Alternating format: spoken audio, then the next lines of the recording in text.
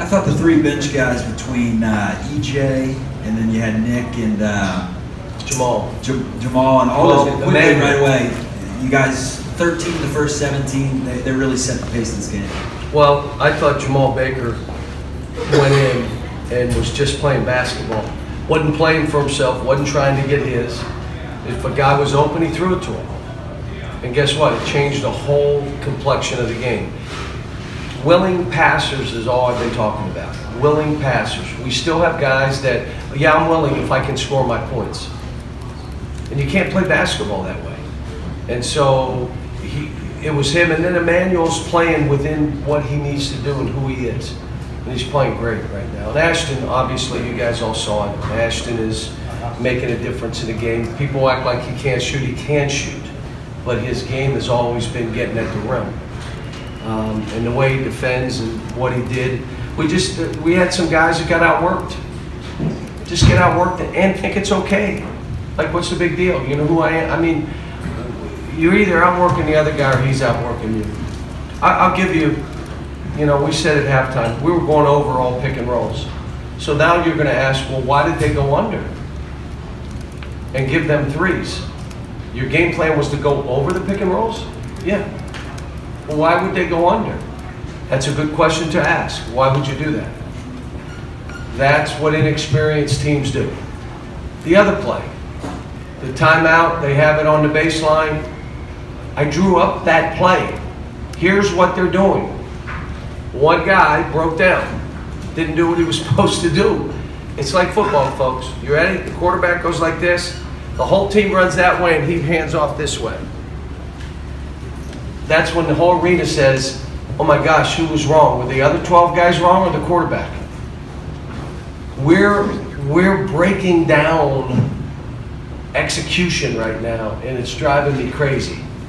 And it's one guy. Like we were gonna let one guy shoot. Do you know when he ball faked, we were gonna let him shoot. Let me say this again. Let him shoot. He ball faked, and we went for the ball fake 3 times.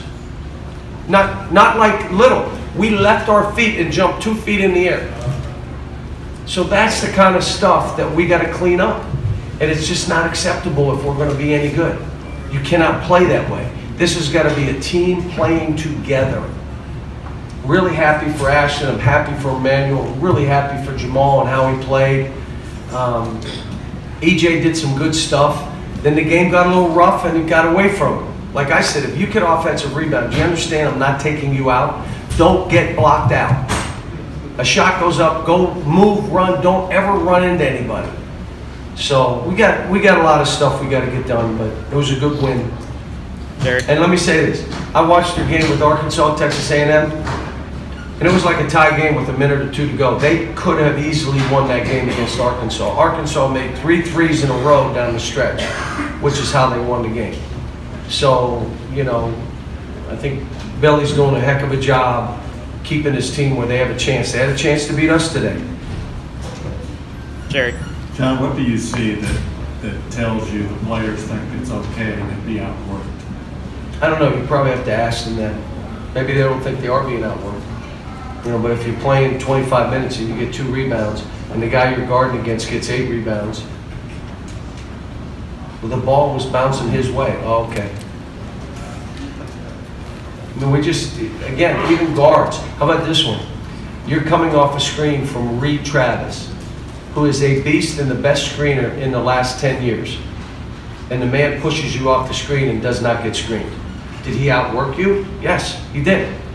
You got Reed. All you got to do is run him in. Don't let him push you away. You fight him more than he fights you and run him into the screen. Now, I thought that's what Tyler did in the second half, which got him in the middle of the lane. Did a great job of fighting. But if you don't fight, that's all competitive stuff. Kyle to John. 18 steals in the last 4 games. Exactly 6.4 per 40 minutes. What is the knack about the way he, and probably another dozen times. Anticipates, and he does get his hands on balls. He anticipates. So he's not going to, we have guys that when their man catches it, they start playing. He's playing before his man catches it, and if he sees an opportunity to go after a ball, he does. if he sees an opportunity to deny his man the ball, his man doesn't get the ball. How much is that? If some other guys deny the ball, at some point they'll let go and the guy will catch it. He just says you are not catching it until they throw it to somebody else. How much has that part of it changed for him from early in the season where on the ball he was great, off the ball he was lost? He seemed... We still have, it's not just him off the ball. We got a bunch of guys off the ball that we're working with. And again, it's high school. The ball's passed and you're not guarding the ball, you stop, you rest, you breathe, you're waiting to get shots down the other end. If I can't get a shot, I'll pass it to you. That's how they all come here. And that's what we have to break down. John. Cal, when you were recruiting Jamal, how much of this other stuff he's doing other than shooting was evident when he... I didn't know that he could defend the way he defends. He really plays hard, really tries. And I told him, as long as you defend and rebound, I can leave you in games. You know, and just tell him, just be solid, no crazy stuff. You know, the pass he threw to the post, no need. You're forcing it to someone. There was not. If you're making that pass, it's because he can catch it and score. If you're throwing it to him and he's going to catch it and can't score, why throw it to him? Don't do that. So he made that play, but other than that, kids playing. I keep telling him, if any of these guys are in that funk or they're not focused or they're not into it, or if my offense doesn't go, I can't play, then he'll play. I told him, you'll get your minutes now. Up front here with Jeff. Cal, a nice stretch of minutes for Nick in the first half and a big block late in the game. Is he kind of taking another step closer to being that guy? He's getting better. He's still got to. He played 11 minutes and I think got 2 rebounds.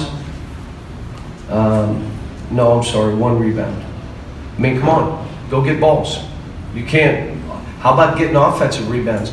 Because if these guys are playing and you get an offensive rebound, you leave guys in the game. Well, he blocked me out. Don't let him block you out.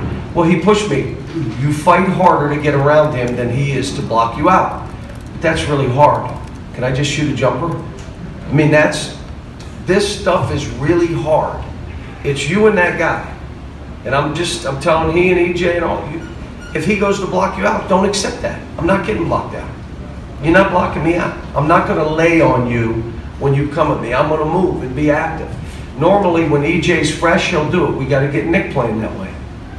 It's great, though, because EJ had 2 blocks. Nick has 2 blocks. That's why I want to play him. It changes the game for the other team when they block shots. Go in the back. Coach, it seems like compared to teams in the past, you're having to micromanage a bit more in terms of where players are on the floor. Is that a concern, or is that something? They're not empowered yet, let's just say that. At some point, if this team's going to be what I believe they can be one of those teams, they have to be empowered. That means that I shouldn't even talk about effort and intensity and fight. Shouldn't even come out of my mouth, not once. And there should be times they huddle and talk. Instead of me telling the guy, why would you break off that play? They grab him and say, why'd you do that? Today I like the fact that EJ got after one of the guys and said, pass the ball, man. Why are you being selfish? They need to, if they have to have it all from me, I don't want to do it. I don't have fun doing that. I have fun cheering.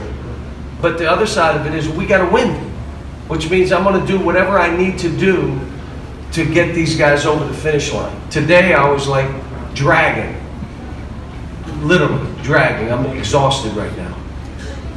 Larry. John, first 26 minutes, PJ didn't score, and he gets 9 points for you. And then the second thing, just wondering, what did they tell you about why they were going under the screens, just so we can compare? They said they weren't, so we have to wait and watch the TV. We'll watch the tape. You know what's great about tape? It does not lie. So I said, well, if that's not you going under that screen, who is that? So someone went under. That's not you. Someone put on your uniform. But we've done this all year now. We did it down at Alabama. We were not going under 24. No. We went under 3 times, and he made 3 threes. Why did you do that? Well, I was and the apple fell, and the bike hit the rack, and I went under. What? That's kind of where we are, and it's just, you know, like I told him, I'm not going to stop coaching. I'm not. I'm going to tell you when you're doing right. I'm going to tell you when you're doing wrong. We got to get this thing right. And I'm saying this, we got great kids. We really do. Great kids who are talented, who just, we started becoming a team, I think out of fear. Because we had 2 games that we're like, oh my gosh, we can't win either one of these. And out of fear, I think they went like this. And then we won 2, and then all of a sudden we're like, all right, now I got to get back there to get it. Well, that's my job. And if they started separating and I didn't see it, that's on me. So obviously that's what's happened. Not as willing passers, not as much help on defense on the weak side, not as much fight possession to possession. But we'll get there. That's what the whole season is about, building. The whole season. We won a game, won a league game, won our first league game. Good start. Go to Daryl, then John, then The breakdowns on execution, is that the typical challenge you face every year, or is it just more profound with this group? The breakdowns are game planning breakdowns. Here's how we're playing this stuff. Now let's go. Here's how we're playing this. Now Tony Barbie had a switch late, and we just switched pick and roll because we couldn't guard the pick and roll, so we just switched. And our bigs guarded their guards, and we fought like crazy behind. And that worked. They scored 1 basket. And so there are times they will, but there are other times it's just the focus on what I'm supposed to do is not quite there. And they got to get there. And then there's, you know, coaches do enough stuff to get them to do the right stuff, and we got to stay with it. last one, John on the right. John, I understand you are fluent in Mandarin Chinese. Yes. So, 你好。你好吗？新年你快乐。好吗？谢谢。 Coach, I would talk in Chinese, but none of you would understand what I'm saying. So, John would. Coach Lee of the Chinese it national. would be he and I talking by ourselves. I'm not going to do that to the rest of you. Coach So Lee, we'd start laughing, and you'd say, "What are they laughing about?" Go ahead. yeah, Yeah. Coach Lee of the Chinese national team is here all week, and I don't know if you realize, but he's probably as popular in China as you are here. So, what are you two hoping to accomplish? 2 weeks ago, I wasn't real popular, but that's okay. What are you guys hoping to accomplish in your collaborative effort? Is there a 7-footer in line? No, here's the whole thing. They called about coming over. When I was in Memphis, I brought probably 50 to 60 Chinese coaches over and worked 2 weeks at a time. We kept one coach for an entire season. And the whole idea was to connect. I was hoping at some point to get a Chinese player, maybe from the United States, maybe from China, because you may not understand their CCTV sports, 350 million people watch it. How many people do we have in our country? 350 million. Okay, they're watching, that's who's watching the sports stuff. To be that kind of program worldwide, and I'd like it for this program, the same.